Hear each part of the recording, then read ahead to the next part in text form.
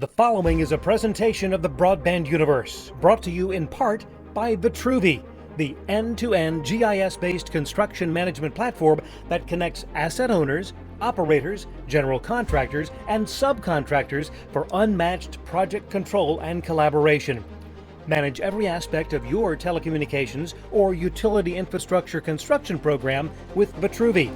Build faster, reduce costs, improve quality.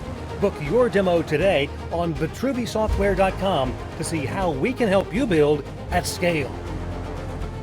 Hello, everyone, and welcome to another edition of the Broadband Universe podcast. I'm Craig Corbin. Thanks so much for joining us today. It is a pleasure to introduce my guest, the CEO of Yellowstone Fiber, Mr. Greg Metzger. Greg, welcome to the Broadband Universe. Thank you. It's my pleasure to be here. Absolutely. Exciting times out there with Yellowstone Fiber. A big press conference just a couple of days back. We want to talk about that. But before we get into the current news with what's going on, give us the history lesson. Take us back to 2015 when I guess it started out as Bozeman Fiber and how everything happened back 7 years ago. Yeah, sort of in a nutshell. It really started back in 2013 with the city of Bozeman looking at ways to improve our broadband here so that we could bring businesses in and improve the communication in the government sector. So the county and the city, and actually it included the school district, which was in an abysmal state as far as internet. So they got together a group of folks and they put together a package that was CRA loan. Initially, there were 10 banks in it. At the end of the financing portion, 2 dropped out, so we ended up with 8. And we built about 28 miles of fiber connecting the schools, the county buildings, and the city buildings. And we were off and running. We sort of got it up in 2016 to the schools for that fall semester. And then we started with commercial customers and the city and the county in February of 2017. They brought me in about August or September to help with bringing on commercial customers. And from that point on, we've worked pretty hard at getting to break even. And with the advent of COVID and sitting at home and not being able to visit customers, did a lot of research online and found some options for financing, and here we are today. And that's a great point that you make and a wonderful segue, because initially I think the plan was to use subscription or subscriber revenues to help build the network. But now that has changed in large part on a couple of items. But one, talk about the relationship with Utopia and how that has changed the approach there for Yellowstone Fiber. Well, Craig, I think, as you probably know, if you spend any time researching broadband, there are just a multitude of people out there that have failed. And so I am too old to go through that again. One of the people we found that was eminently very successful, especially in the last 10 to 12 years, was Utopia Fiber. And so initially initiated contact just to discuss what was going on, what we're looking for, and trying to expand and so on and so forth. And it developed into a pretty deep relationship, which is essential. We never would have got our $65 million bond. I was a single employee. We were just breaking even. We were at $500,000 in revenue, and we went to the bond market with Utopia as a partner and acquired $65 million. That is not taxpayer money, it's all investor based. And so it's amazing. Only in America could this happen. Truly transformative. And I know that has really put this project on the fast track, and no pun, or actually pun intended, you're moving at light speed with the way that this is coming into being. And I know that we're just weeks away from lighting the first residential customers there for Yellowstone Fiber. That has to be an exciting time for you. Oh, I'll tell you what, there's 5 of us now. We're all working very hard. You go home at the end of the day exhausted. You come back to work in the morning totally excited, wound up, ready for the next challenge, and we're working our way through it. And it's great. We have, you have all the issues you always have when you're doing construction and you're putting fiber in the ground, but nonetheless, it's going pretty well. And conversationally, we're kind of on schedule considering that we fast-tracked everything. And it's very cool, it's very fun, it's exciting, and it's transformational for all of us. And that is the key. And that when you talk about things that are transformative for residents, for businesses, that's something that you can't put too high a price on. And I know that one of the things that we're excited about is the opportunity to be able to access some of the BEAD funding, the Broadband Equity Access and Deployment Funds, part of that $42.45 billion that is out there. And I know Montana has a slice of the pie, and obviously being able to access that funding will speed the process even further. Talk about that, if you would. Yeah, so with our current funding that we raised on our own, we are building a core network that will have the infrastructure to support rural broadband. And so that's the beauty of what we've done so far. And as we approach ARPA funding and BEAD funding, that then allows us to get out there into the greater rural area and be able to afford to support those folks. It's, there's I don't even know if you can call it an ROI when it's 75 or 80 years out, right, to bring them broadband.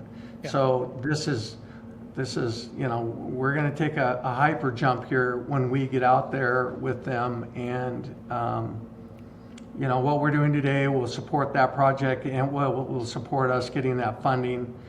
Obviously, part of that is us being an open network. We're a C3, which we had to do to get our funding. So we're a pretty unique unicorn out in the marketplace today. It will be exciting to watch that growth. And when we talk about Gallatin County, obviously a lot of farms and ranches, and I know that having access to the bandwidth that Yellowstone Fiber will bring truly will be life-changing for many of those operations. And I know that has to be exciting for you and everyone on your team. Oh yeah, and I hope that we make them more competitive, able to compete more on the world scale, which they do pretty well now. But the world's always changing. We've got to get more production out of less land. We're going to bring them the information highway that allows them to make that happen. No doubt about it. You are watching the Broadband Universe podcast, and we are visiting with the CEO of Yellowstone Fiber, Mr. Greg Metzger. The Broadband Universe brought to you in part by Lit Communities. Light up your community. You deserve better internet. By Vetro FiberMap, radically simpler fiber management. By OnTrack, a proven leader in connectivity. And by our premier partner, Vitruvi. Build faster, reduce costs, and improve quality. And Greg, when we talk about bringing bandwidth to the residents and the businesses there in Gallatin County, we're talking about state-of-the-art bandwidth. Talk about the offerings that you have for your potential subscribers. Yeah, we are truly an Ethernet-based system. We're taking a single fiber to every home with a direct home run into our hut and then into the internet. We're offering, basic offering is a 250 symmetrical, and then the standard product is a gig. And then we do offer a 10 gig service if they so desire.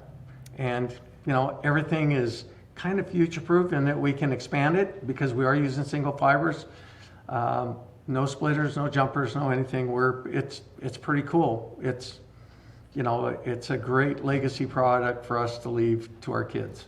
Obviously, you have taken the long view approach with this as far as, to use your term, the future proofing of the network, because beginning with that optical ring topology that you had to begin with, and then the expansion of the network, it's going to be fantastic to see how things grow. And I know that the bandwidths that you mentioned are for the residential customers. For business customers, even bigger. Talk about that.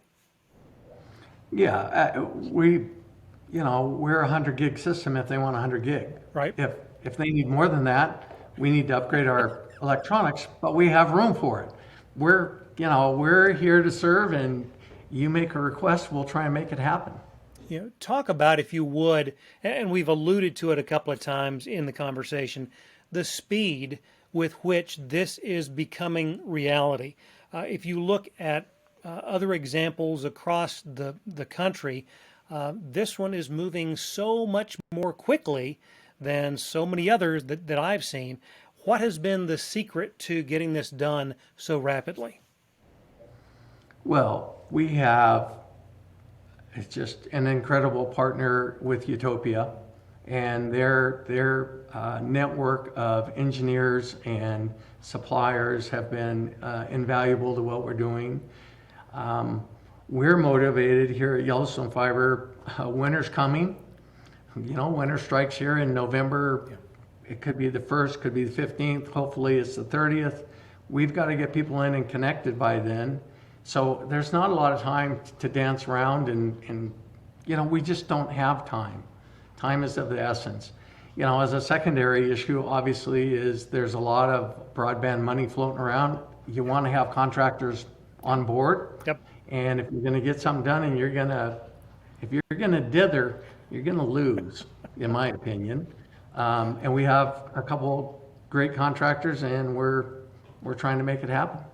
Well said. When we talk about the open access approach that Utopia brings, there are multiple ISPs that your subscribers will have access to, and I think the count now is 6 ISPs. Talk a little bit about the options that your subscribers will have to choose from.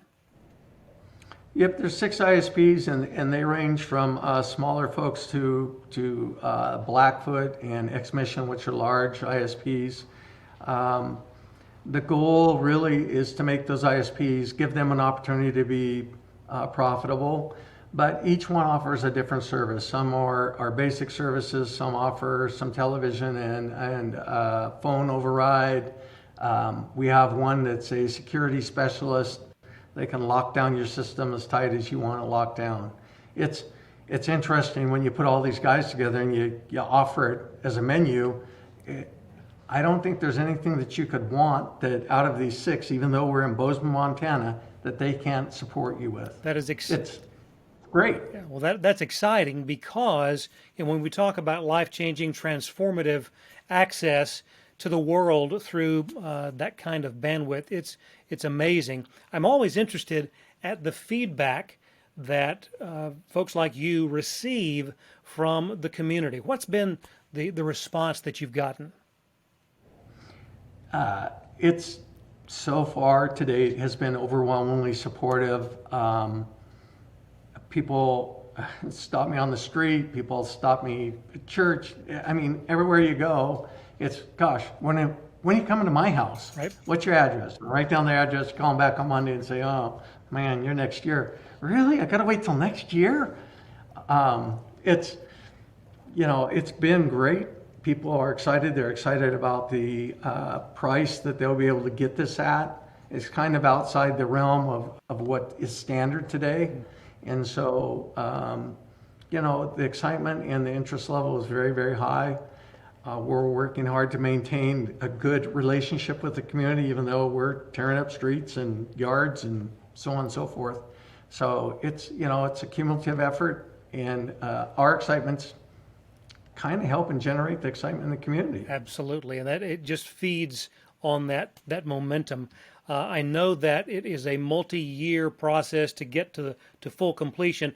When everything is done, and I think maybe 3 years down the road, if I'm correct, how many miles of fiber will be in place in your network there? Well, there will be 285 miles of underground fiber, and then there's going to be another 70 or 80 miles of aerial fiber. We're trying to do as much as we can do underground that we can afford, and make our budget work and connect all of the folks that we've targeted. Absolutely. So it's a lot. And, and some of those miles, you got to remember there's 6 or 7 or 8 conduit run alongside each other as we run individual fibers. It's amazing. But it's the way to do it, and congratulations on taking that approach. Last question as we begin to wind down our visit here. I'm always curious about looking down the road, and I know that, yes, there are years to go as this project reaches its fruition, but pull out that crystal ball. Where do you see Yellowstone Fiber 5, even 10 years down the road? Well, I'd like to hope that we can acquire funding that in 5 years we'll have the entire county under our wing and have it available to people. They will have choices with legacy providers and other providers. I would hope that we have become a roadmap for the rest of Montana so that the rest of our cities can actually take the same model, get a core that absorbs the cost and then expand out and get, every Montanans are unique people. They're independent, they live by themselves, they live out, a lot of them out in the middle of nowhere, and they farm and they ranch, they support the rest of the world. I'd like them to all have the connectivity that we have sitting here in Bozeman or somebody in San Jose or Nashville, Kentucky, Tennessee has. So, that's, in 10 years, I hope we're doing that. Absolutely. Well, congratulations on a job well done to this point, and we wish you the absolute best as construction continues and as more and more subscribers learn what is available out there with Yellowstone Fiber. Greg, thank you so much for visiting with me today. Oh, my pleasure. Thank you. Absolutely. On behalf of Greg, I'm Craig, and thanks for letting us be a part of your day. We'll see you next time right here on the Broadband Universe. So long, everyone.